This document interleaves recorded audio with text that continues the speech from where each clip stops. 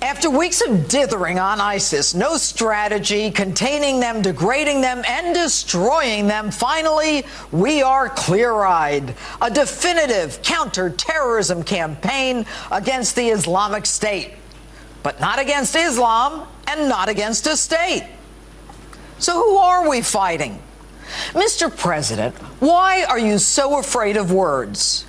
You scrubbed national security documents of the word jihad, which is Muslim, for a war against unbelievers. Why did your CIA director scrub Islamist before terrorist in the Benghazi talking points? And why is the Fort Hood shooter engaging in workplace violence when he yells Allahu Akbar and his business card says Soldier of Allah? Just weeks before a midterm election, the vast majorities of Americans, Mr. President, believe you don't have a clue about foreign policy. You refuse to use the word war. What's with the counterterrorism offensive? Who do you think you are, Jack Bauer? This isn't 24. When you bomb people, send in drones to kill people, order 1,000 military advisors to Iraq, and they cut off our heads, I've got news for you. We're at war. Even your own Pentagon says we know we're at war. So why? Might not saying the word war allow your buddies in Congress to avoid a war vote in an election year? And not sending ground troops, might that be a part of the same political calculation? Even the New York Times says that your so-called Arab allies offer only tepid support. Now, the Arab world has everything to gain by the destruction of ISIS, but they're reluctant to join you because you are not a true ally, you are not a man of your word, and because you are not there for them. Evidence: Egypt. You supported the overthrow of American ally Mubarak for Muslim brother Morsi. You remember your 2009 apology for being an American speech in Cairo, where you actually handpicked the two front rows of Muslim brothers. Even the Egyptians ousted this Muslim brother because he was too extreme. He imposed Sharia law, released terrorists from prison, and tried to give parts of Egypt to terrorists. Their newly elected president still has not gotten the arms you gave to the Muslim brothers as they fight their own war in Egypt against Islamic extremists. Evidence: you got out of Iraq too soon. The consequences were predicted by your predecessor. I know some in Washington would like us to start leaving Iraq now. To begin withdrawing before leaders tell us we are ready would be dangerous for Iraq, for the region, and for the United States. It would mean surrendering the future of Iraq to Al-Qaeda. It'd mean that we'd be risking mass killings on a horrific scale. It would mean we allow the terrorists to establish a safe haven in Iraq to replace the one they lost in Afghanistan.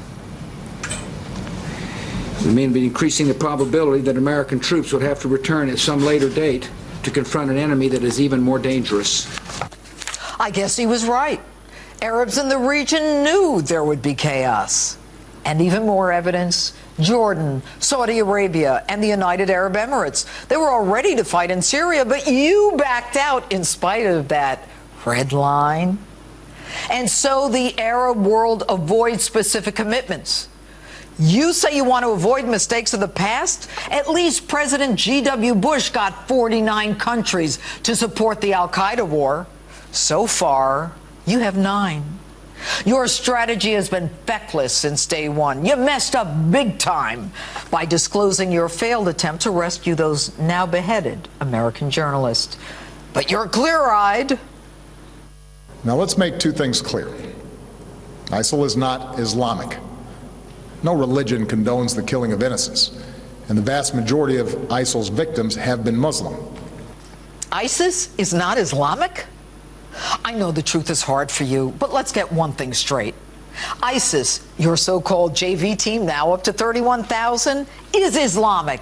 They are radical extremist Muslims, clearly a perverted form of Islam, just like Christian extremists who use Christianity as an excuse to kill. And yes, they are killing moderate Muslims. Egypt, the largest nation in the Middle East, 80% Muslim, refers to them as Islamic extremists and terrorists. So why is it so hard for you to say Islamic extremist or radical Muslim terrorist? If they're not Muslim extremists, why do they yell Allahu Akbar?